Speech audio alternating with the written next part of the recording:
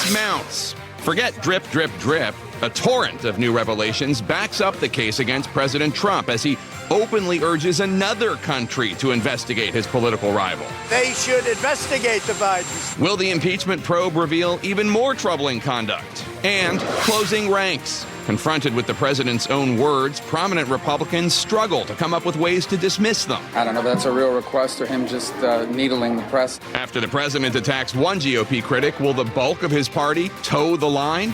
Republican presidential candidates former Congressman Mark Sanford and Joe Walsh join me to discuss next. Plus, Democrats respond. Senator Bernie Sanders recovers from a health scare as the impeachment uproar threatens to drown out the Democratic primary. Focus on this man, what he's doing. With months left in the primary campaign, who's standing out? I'll speak to presidential candidate Senator Amy Klobuchar next.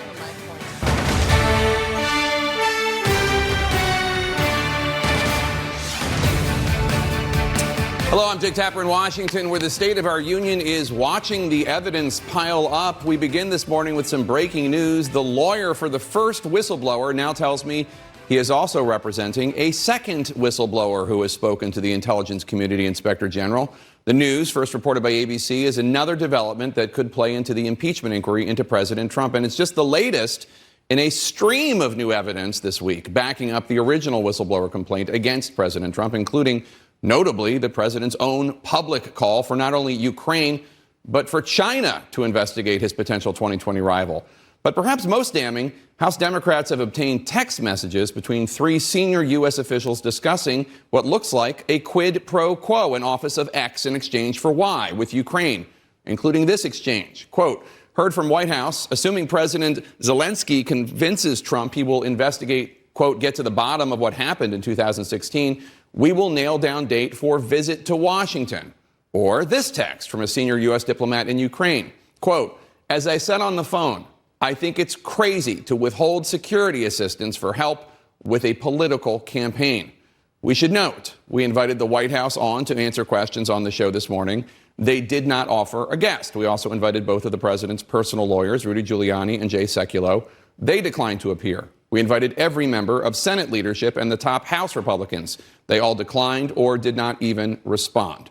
The Trump White House no longer holds regular press briefings or any press briefings at all. And so on one of the most critical news weeks of the last 3 years, here are just three of many questions that we feel need to be answered. One, why did senior U.S. diplomats believe that U.S. military aid was being withheld as a tool to pressure Ukraine to announce an investigation into the Bidens and into attempts to undermine the Mueller investigation?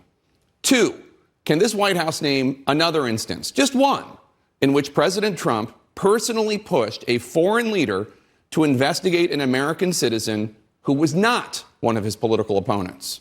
Three, would you think it entirely appropriate for a Democratic president to use the power of his or her office to demand foreign governments conduct investigations into Republicans and their families? As always, the invitation for an official to answer these questions stands. Here with me now to talk about this are two Republicans who are speaking out and challenging President Trump for the Republican presidential nomination. Former Congressman Mark Sanford and former Congressman Joe Walsh. Congressman Sanford, let me start with you. The president called for both Ukraine and China to investigate Biden. He did that publicly. We saw new texts showing U.S. diplomats pushing the Ukrainians to announce a probe if they wanted a White House meeting. A U.S. diplomat expressed concerns that military aid was being withheld, awaiting that announcement for an investigation into the Bidens. You have said the impeachment inquiry is justified. Would you vote to support such an inquiry if you were in the House of Representatives? I don't know.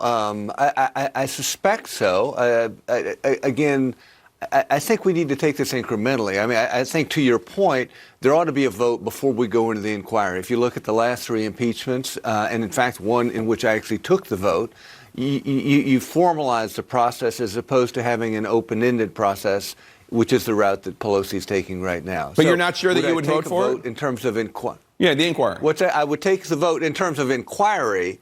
I ultimately, as I've said previously, I don't know that ultimately impeachment's the best way to go. I think probably censure is, given the fact that we're this close to an election, but that's a larger conversation. Would I want to investigate this? Yes. Congressman Walsh, what do you say? I don't understand that. With all due respect, Mark, this president deserves to be impeached. Jake, nobody from the White House and no high-level Republicans are on this show today because there's nothing to defend. This president betrayed his country again this week. Would I vote, if I were in Congress, on the inquiry? There's enough we know now to vote to impeach this president. He stood on the White House lawn this week, Jake, and told 2 additional foreign governments to interfere in our election. That alone is impeachable. This is a strong term I'm going to use, but I'm going to say it on purpose. Donald Trump is a traitor. Now, I know there's a lot of talk about treason, right? People on both sides, Jake, have been irresponsible using that word treason. I'm not accusing this president of treason. Our founders were very specific as to what treason is. But when you look at traitor more broadly defined, this president betrayed our country again this week. And it's not the first time he did it. Excuse me, I don't know that we should move forward incrementally. This president needs to be impeached, Jake, just based on what he himself has said. And Republicans better get behind that.